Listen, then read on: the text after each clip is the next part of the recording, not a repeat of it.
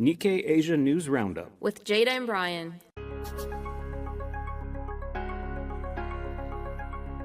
Welcome to the Nikkei Asia News Roundup with your hosts Jada and Brian, bringing you the latest updates and insights on the dynamic world of Asia and more. Now let's delve into the headlines. This program is brought to you by Nikkei.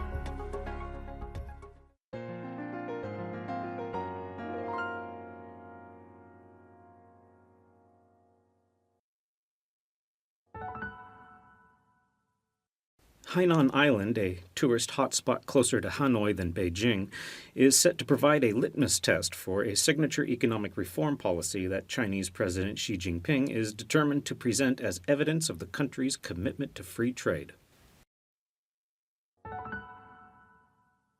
Thai real estate company Ananda Development is partnering with German automaker Porsche on an ultra-luxury high-rise in Bangkok, offering apartments priced as high as $50 million as it looks for investors to build similar properties elsewhere in Asia. Amazon says it will invest $35 billion over the next 5 years to bolster its presence in India, where it faces stiff competition from Walmart's Flipkart and SoftBank-backed Meesho, as well as quick delivery startups selling everything from groceries to phones and clothing. Saudi Arabia, the world's largest oil exporter, is looking to position itself as a carbon trading hub for the global south, and is pushing for partnerships with Asian companies to trade on its exchange. Room rates at Tokyo's luxury hotels have soared to the highest of any major city in the world, overtaking cities like New York and London as rising numbers of international tourists compete for a relatively small number of high-end accommodations in the Japanese capital. Malaysia's largest carmaker, Perodua, rolled out its first homegrown electric vehicle this month in what is perceived to be a national milestone, as Prime Minister Anwar Ibrahim encourages the localization of EV technology. Now moving on to the next segment.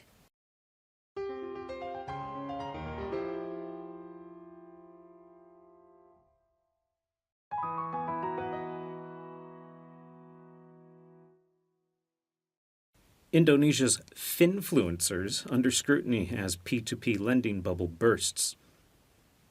An appetite for investment has been rising rapidly in Indonesia, especially since the COVID-19 pandemic, led by younger people and buoyed by proliferating digital platforms allowing users to invest with just one click. The number of investors registered with capital markets has soared from 2.5 million in 2019 to 19.2 million as of October. 99.7% of whom are individuals, according to the Indonesia Central Securities Depository. But many newcomers in the investment landscape lack knowledge and tend toward attaining high yields and quick gains, prompting them to search for tips online and fueling the popularity of local financial influencers who advise on investment options ranging from stocks to cryptocurrencies to peer-to-peer lending. However, with cases of investments gone wrong and alleged scams piling up, Indonesia's Financial Services Authority is finally moving to regulate these so-called finfluencers, many of whom are believed to lack proper financial training and conceal paid partnerships. A new rule requires all securities firms and brokers to vet, supervise, and assume legal responsibility for promotional content made by influencers they hire. Influencers analyzing securities must be licensed as investment advisors, and those doing promotional content must be registered as marketing partners. Influencers will be required to transparently disclose paid endorsements and present the risks and rewards for any investment.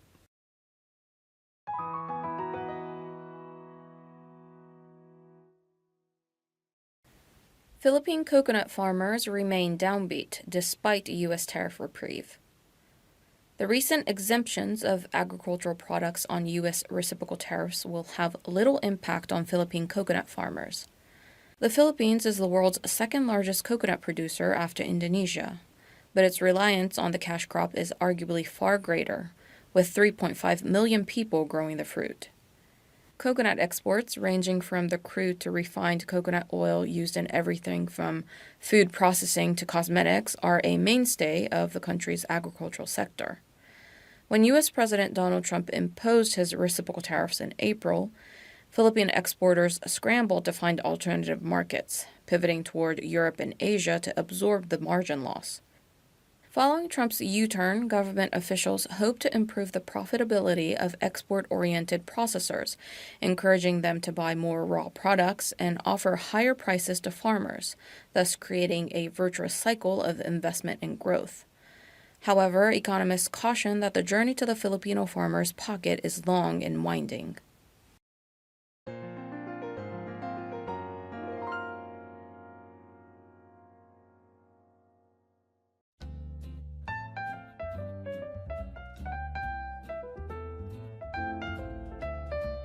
And now for news highlights. In this episode, Jada and I have a discussion about a recent article that has particularly captured our attention.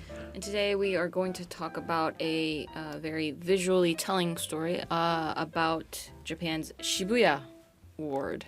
The district, the spot. This is arguably the most famous spot in all of Japan. I think so too, It's used in all the postcards, all the videos on news channels and tourism sites. It's that crosswalk with the giant TVs, the Times Square the of Tokyo. Shibuya scramble crossing. And actually it says 2/3 of foreign tourists that come to Japan. Or Tokyo or Japan. Most people come to Tokyo anyway. Come to Shibuya. It's visit Shibuya. Usually like the first or second destination. Yeah. Maybe tick it off the list to go see it. And it is a very lively place, though.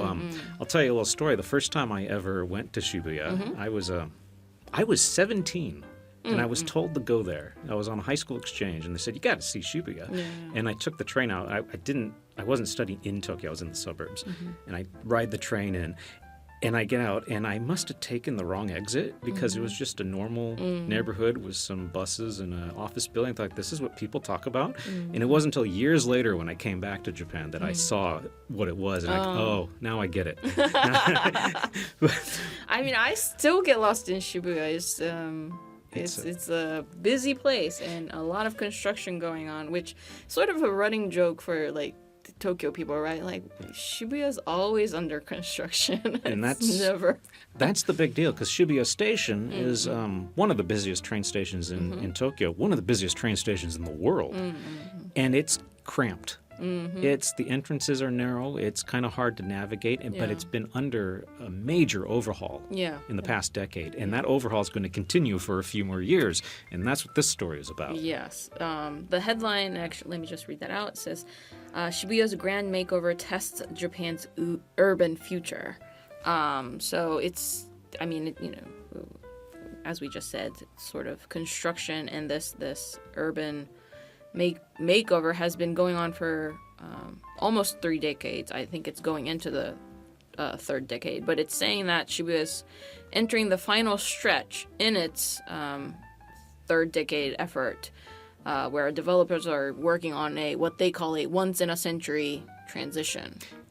Yeah, and it's very noticeable. I haven't been there in a few months, but if you look in the past year or so, it's very noticeable what's happening because there are skyscrapers going up. Yeah. They're not the tallest buildings in Tokyo, but they're significantly tall. I think the tallest one is 220 meters tall. Really? Is the Scramble Square thing? Yeah, it's the one with the outdoor observation deck, which... the story also has pictures from that observation. Yeah, from the top there. It's a famous tourist destination as well, where people go up there and there's a big glass window that you can pose in front of. And the article says they're trying to preserve a little bit of the charm of the place by keeping the buildings not monumentally tall. But 220 meters, I did the math. That's 70 meters taller than the Washington Monument. So it's not a short building. But you can really feel the change, especially because there's construction cranes everywhere and whole areas blocked off. Yeah. I mean, because it's saying that...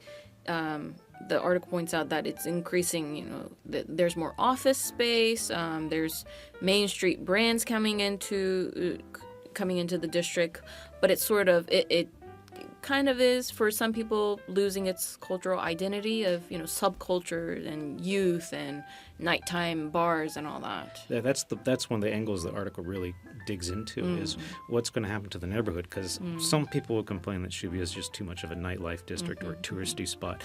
But the reason people go there is because it has its own charm. Yeah. It has its personality, and they're worried that the personality could go away. That if you build these giant buildings, if you stack this fancy brand new station on top of what is now the old station, are you just going to put franchise stores in there? Yeah. Are you just going to push out what might be left of mom and pop bar and restaurant owners. Yeah. And there is a genuine fear of that. And I mean, there is fear, but we haven't really seen a unified front to oppose this. And one reason that maybe is as the article points out, is that it has more workers than residents. Yeah, like they said something, in the daytime, Shibuya's population doubles. Yes, so in the daytime population, Shibuya has 540,000 people. And that's more than double, like, the population of Shibuya. So not many residents, not many actually opposing the I guess, less power to oppose such makeover. But the author actually talks to Tokyu, which is the leading developer this, right? Tokyu is a major company. They run rail lines. I think the name literally means Tokyo Express. So, Tokyu. Oh. Yeah, and they run a bunch of train lines out to the suburbs, and their major hub is Shibuya, which is one of the reasons why that place is so popular.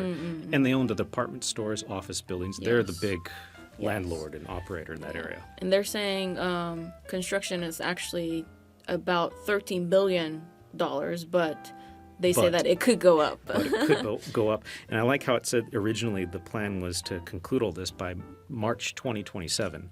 And that's most likely been pushed back to 2034.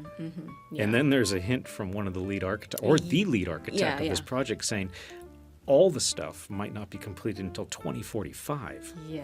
But I think the majority of what the stuff you see when you go there and walk around will be there in a few years. And it's fascinating because they want walkways and connections between buildings and sort of make it a multi-layered urban center. One of the visions that the article touches is that Tokyo wants Shibuya to be a walkable city with an urban core, and they're planning skyway pedestrian routes that connects the train stations to the big buildings and all that. So, I mean, I'm very excited to see that actually happen. But is it going to be 10 years from now or 20 years from now? We don't know. Though I'm predicting the one thing that won't change is the crosswalk, which they say is the busiest crosswalk walk in the world, where people are constantly taking photos and posing. I've done it, guilty. And me too. That's probably the one thing you cannot change.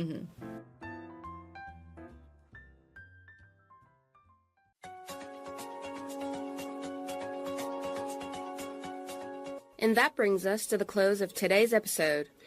We look forward to having you join up again for the next edition of the Nikkei Asia News Roundup. Stay informed, stay curious. Until next time, I'm Jada. And I'm Brian. See you again, and take care. This program is brought to you by Nikkei.